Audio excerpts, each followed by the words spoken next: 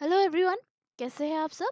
आज का जो टॉपिक जो है हमारे डिस्कशन की वो है साइंस एंड टेक न्यूज़। तो पूरे हफ्ते की साइंस और टेक्नोलॉजीज के ऊपर जो करंट अफेयर्स आई है उन सभी के बारे में हम आज के इस वीडियो में डिस्कस करने वाले हैं, जो कि आपके एग्जाम पॉइंट ऑफ व्यू से बहुत ही इंपॉर्टेंट है।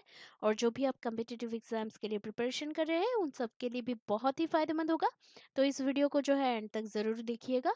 और अभी तक अगर आप लोगों ने हमारा चैनल सब्सक्राइब नहीं किया है तो प्लीज़ सब्सक्राइब कर लीजिए और साथ ही साथ बेल आइकन भी दबा दीजिए ताकि आपको अगला नोटिफिकेशन मिल सके। तो चलिए आज का डिस्कशन आगे बढ़ाते हैं। तो आज का पहला जो टॉपिक जो है वो है आईएएफ चीफ। आईएएफ के जो चीफ है एयर मार्शल आरकेएस भदौरिया, उन्होंने अभी आईएएफ ई गवर्नेंस पोर्टल को जो है ई ऑफिस को लॉन्च किया है। तो ये उसी से रिलेटेड टॉपिक है। तो अभी ये जो 31 दिसंबर 2020 को वायुसेना प्रमुख air chief marshal RKS Bhadauria ने नई दिल्ली के वायु मुख्यालय में एक आभासी समारोह में जो है ई ऑफिस, जो कि भारतीय वायुसेना ई गवर्नेंस पोर्टल को जो है लॉन्च किया है। और ये जो पोर्टल जो है राष्ट्रीय सूचना विज्ञान केंद्र एनआईसी द्वारा डेवलप और कार्यान्वित किया जाता है। और ये जो इंडिजिनस रूप से जो डिज़ाइन किया गया ये जो पोर्टल जो है आईएएफ की फाइलिंग सिस्टम आवश्यकताओं को पूरा करने के लिए अनुकूलित है। तो ये उसी से रिलेटेड टॉपिक है।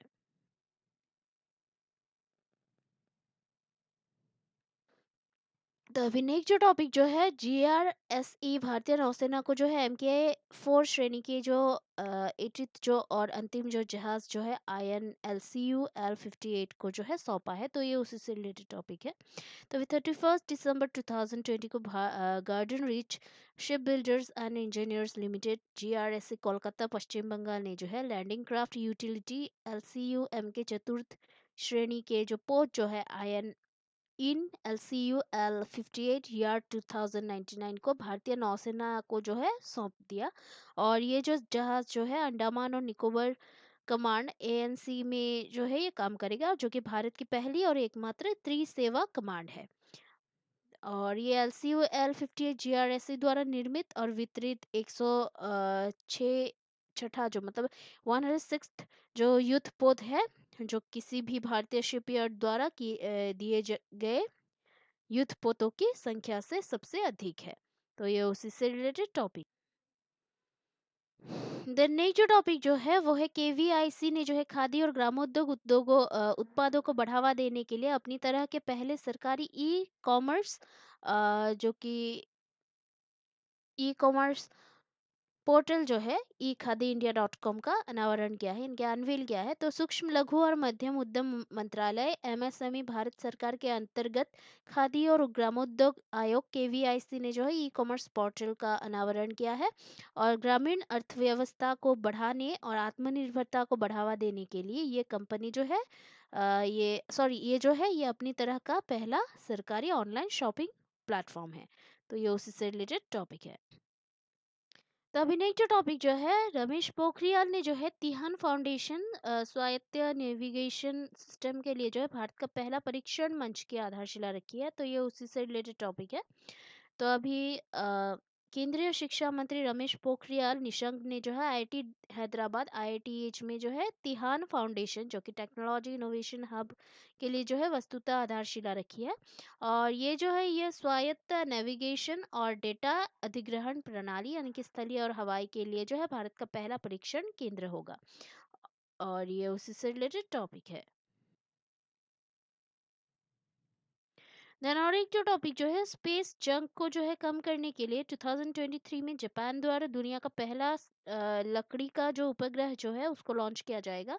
तो जापान की सुमितोमो फॉरेस्ट्री कंपनी और जापान की क्योटो यूनिवर्सिटी स्पेस जंक की समस्या से निपटने के लिए जो है 2023 तक दुनिया का पहला जो लकड़ी आधारित अंतरिक्ष उपग्रह जो है उसको लॉन्च करने के लिए तैयार है।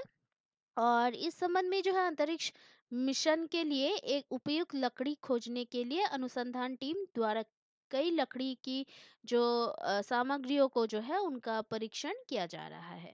और यूरोपीय अंतरिक्ष एजेंसी ESA सांख्यिकीय मॉडल के अनुसार मानव गतिविधियों के कारण मानव जनित अंतरिक्ष मलबे के 130 मिलियन से अधिक टुकड़े हैं।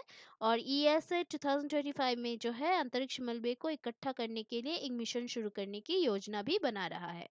तो ये उसी से रिलेटेड टॉपिक है। तो अभी नेक्स्ट जो टॉपिक जो है 1901 से यानी कि 1901 से जो है भारत में 2020 आठवां जो सबसे गर्म वर्ष रहा है आईएमडी रिपोर्ट के अनुसार। तो ये उसी से रिलेटेड टॉपिक है।